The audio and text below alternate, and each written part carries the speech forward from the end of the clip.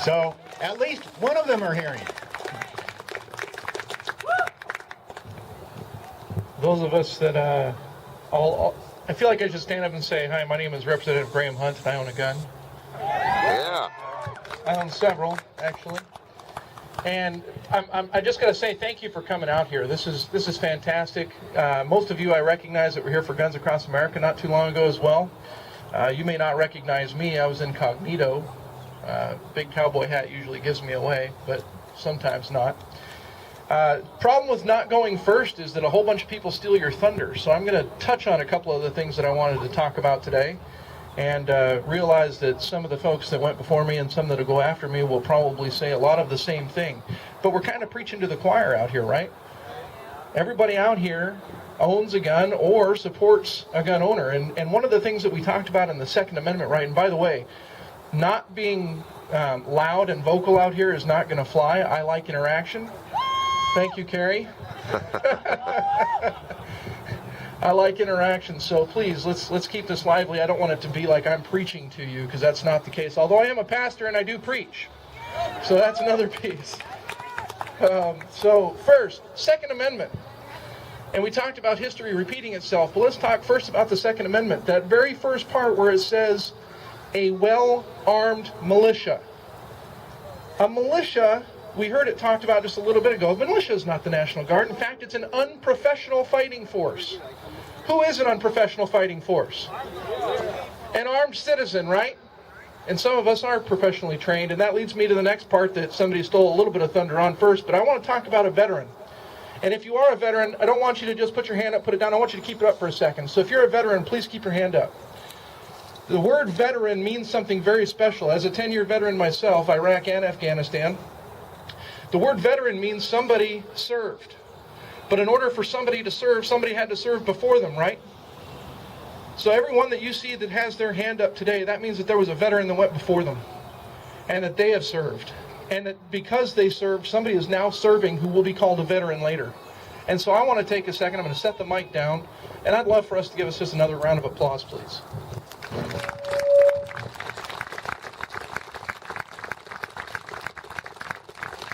Thank you, because it's the veterans that gave us this rights that we have now, and our forefathers, and be able to write what they wrote. And quite frankly, what they wrote could have cost them their lives, and in some cases did.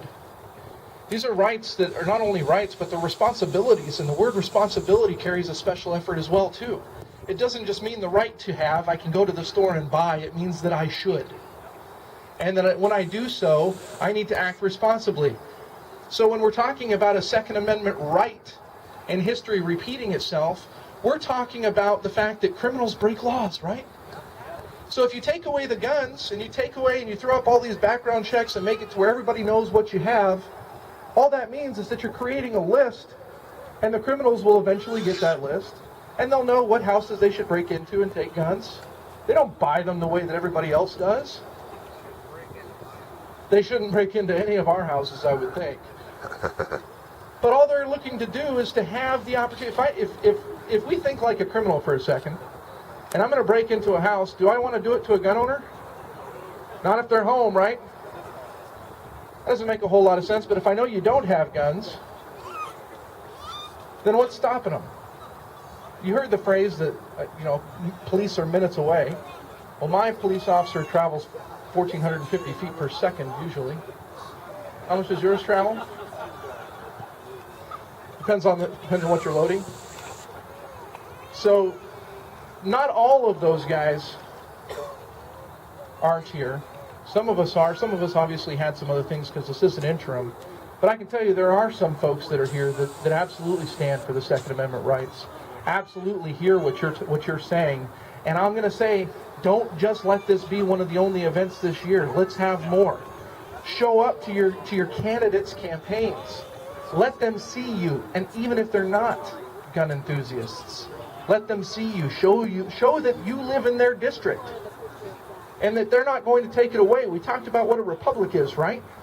We talked about it in the Pledge of Allegiance. We touched on it a little bit when I forget the gentleman's name that was an author. What's his name? Sean. He talked about it a little there. I knew where you were. I just couldn't remember your name. he talked about it. He said at the very end, he spoke about a republic. What is a republic? A republic is a government that puts the responsibility from the people, right? We can't do anything without the people, so it's about damn time, pardon my language, about damn time that the people hold the government accountable. The government should be held accountable. And you get to hold that accountability because votes do count. And if you have somebody in your district who is trying to take away your rights, you get to have a choice. You get to have votes, you get to have signs, because this is another amendment, isn't it? This is a freedom of speech.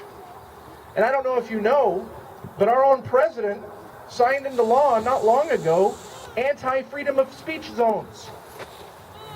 Did you know that? He did. So if the president's having a bad day, the Secret Service has the ability to tell you to not stand on that street corner and makes it a felony offense.